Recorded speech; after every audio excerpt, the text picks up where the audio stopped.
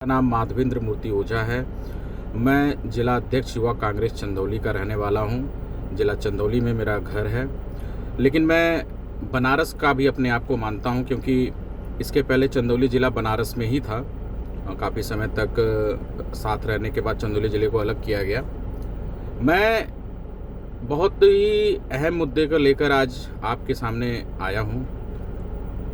कई दिनों से 1-1.5 साल 2 साल से आप लोगों ने एक मुद्दा सुना होगा कि लगातार बनारस हिंदू यूनिवर्सिटी मदन मोहन मालवीय जी की जो बगिया है, जहाँ पे लाखों स्टूडेंट, हज़ारों स्टूडेंट अपने सपनों को लेकर आते हैं और उसको पूरा करने के लिए दिन रात मेहनत करते हैं और उसमें एडमिशन भी लेते हैं, पढ़ाई करते हैं, पढ़ लिख कर अच्छी जगह पे नौकरी करते हैं। मैं बहुत ही सौभाग्यशाली हूँ कि मेरी भी पढ़ाई लिखाई बनारस में ही हुई। मेरी इंटर तक की पढ़ाई बनारस में ही हुई। उसके बाद बाकी की पढ़ाई मेरी बाहर हुई। उसके बाद मैं बनारस में आया, महामना मालवीय जी के बगिया में, बनारस में आने के बाद मैंने अपना बिजनेस शुरू किया। बिजनेस कर भी रहा हूँ, अच्छा जा रहा सब कुछ। इसी समय कई दिनों से एक मुद्दे की शुरुआत होती है, जो कि ट्रामा सेंटर बीएचयू जो मनमोहन सिंह की सरकार में बनाया गया। बहुत ही सपनों के साथ कांग्रेस सरकार ने, मनमोहन सिंह ने ट्रामा सेंटर का निर्माण कराया। उसके बाद सन 2017-18 के बाद सन 2020-21 का समय है, जब ट्रामा सेंटर में एक बहुत बड़े भ्रष्टाचार की गूंज सुनाई देती है, जिसमें कोरोना काल का भ्रष्टाचार, कोरोना काल के बाद का भ्रष्टाचार। उस भ्रष्टाचार की जड़ें जो हैं वो काफ़ी लंबी जड़ें हैं, जिसके बारे में कोई खुलकर बात नहीं कर रहा है। लगभग 1000 करोड़ का घोटाला है और इस घोटाले में लिप्त सबसे बड़ा मास्टरमाइंड अगर कोई है तो वो डॉक्टर सौरभ सिंह हैं, जो कि प्रोफेसर इंचार्ज हैं ट्रामा सेंटर बीएचयू के। मैं ये वीडियो बहुत पहले बना सकता था। मैं बहुत दिन पहले मैंने लाइव आकर भी ये बात कहने की कोशिश की, लेकिन मैंने नहीं बोला, क्योंकि मैं चंदौली का रहने वाला हूँ और वहीं से मैं अपनी राजनीति करता हूँ। मैं यूथ कांग्रेस का अध्यक्ष हूँ, वहाँ के मुद्दे को उठाता रहता हूँ। लेकिन इस मुद्दे को इसलिए उठाना जरूरी है कि बनारस हिंदू यूनिवर्सिटी एक सपनों की यूनिवर्सिटी है, एक सपनों का शहर है बनारस। बाबा विश्वनाथ की कृपा है लोगों के ऊपर, और लगातार स्वर्गीय पंडित मदन मोहन मालवीय जी के विचारों को, उनके सोच को लगातार डॉक्टर सौरभ सिंह बिगाड़ते चले जा रहे हैं। लगातार भ्रष्टाचार पे भ्रष्टाचार करते चले जा रहे हैं। अभी कुछ दिन पहले ट्रॉमा सेंटर बीएचयू के अंदर आपने एक घटना सुनी होगी। एक सर्जन डॉक्टर हैं, उनके साथ छेड़खानी हुई। उनकी जो पत्नी है, उनकी पत्नी, मैं नाम नहीं ले सकता क्योंकि किसी महिला का सवाल है, वो एनेस्थीसिया की डॉक्टर हैं, ठीक है। उनके साथ छेड़खानी हुई।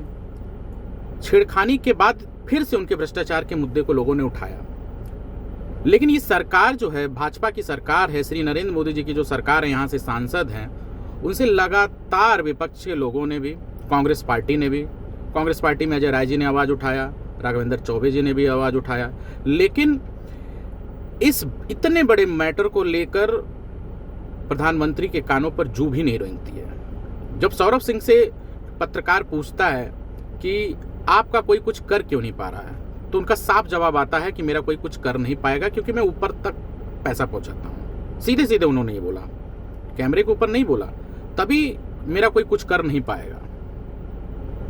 और जो प्रोफेसर साहिबा है, उनके साथ छेड़खानी भी उन्होंने किया।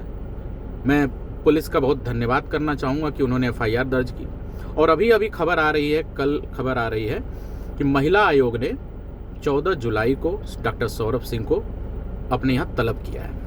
तो मैं महिला आयोग को भी धन्यवाद करना चाहूँगा। आपसे मैं 2-3 बातें और करना चाहूँगा। ट्रॉमा सेंटर बीएचयू में मेरे कई डॉक्टर दोस्त हैं, उनके थ्रू मुझे मैसेजेस मिलते रहते हैं, प्रूफ मिलता रहता है कि अंदर क्या हो रहा है। कहते हैं सारे डॉक्टर ये कहते हैं कि सर कोई कार्रवाई नहीं हो रही है, आप लोग आवाज़ उठाइए। राहुल गांधी जी ने लगातार भ्रष्टाचार की आवाज़ या भाजपा आरएसएस के लोग किसी के साथ गलत करते हैं उसकी आवाज़ उठाते जा रहे हैं। और अभी इस मुद्दे को लेकर भी हम लोगों ने राहुल जी को मेल किया है, अजय राय जी के थ्रू, सबके थ्रू, सारे लोगों को एक दूसरे से संपर्क में हैं इस मुद्दे को लेकर। डॉक्टर सौरभ सिंह अपने आप को हिटलर साबित कर रहे हैं। इस देश में एक और हिटलर हैं, उसके बाद ये भी हिटलर बने हुए हैं। पंडित महामना मालवीय जी की बगिया में सबसे बड़ा अगर हिटलर कोई है तो वो डॉक्टर सौरभ सिंह हैं, जो लगातार पिछड़ों, दलित, ओबीसी, एससी के लोगों को लगातार सता रहे हैं, उनके साथ दुर्व्यवहार करते हैं, जाति सूचक गालियां देते हैं। डॉक्टर सौरभ सिंह जाति सूचक गालियां देने के साथ साथ राहुल जी हमेशा एक बात कहते रहते हैं कि जो ओबीसी वर्ग का इंसान है, जो एससी वर्ग का इंसान है, उनको उनके प्रमोशन में, उनके आगे बढ़ने में लगातार रुकावट बनते चले आ रहे हैं डॉक्टर सौरभ सिंह। और प्रमोशन से लेकर भ्रष्टाचार से लेकर सारे मुद्दों में लिप्त डॉक्टर सौरभ सिंह को ये सरकार हटा नहीं पा रही है। क्यों नहीं हटा पा रही है? मैंने श्री नरेंद्र मोदी जी से ये सवाल करना चाहूँगा। इस प्रदेश के मुखिया योगी आदित्यनाथ से भी मैं कहना चाहूँगा कि ऐसा क्या है डॉक्टर सौरभ सिंह में कि उनके ऊपर भ्रष्टाचार का मुद्दा लगा हुआ है, कोविड समय में भ्रष्टाचार का मुद्दा लगा हुआ है, ओबीसी एससी के लोगों को सताते रहते हैं, जाति सूचक गालियां देते रहते हैं, महिला के साथ छेड़खानी का आरोप है, एफआईआर हो गया, महिला आयोग ने तलब किया हुआ है उनको, उनके पति के साथ मारपीट होती है, डॉक्टर सौरभ सिंह अपने साथ गुंडे को पाल के रखे हुए हैं। तो इतनी बड़ी संस्थान में इतना सब कुछ होते चला जा रहा और इतनी बड़ी सरकार, जो डबल इंजन की सरकार अपने आप को ये कहते हैं, ये कुछ कर क्यों नहीं पा रहे हैं? क्या सौरभ सिंह के द्वारा कही गई बात सच है? क्या सच में वो पैसा पहुंचाते हैं?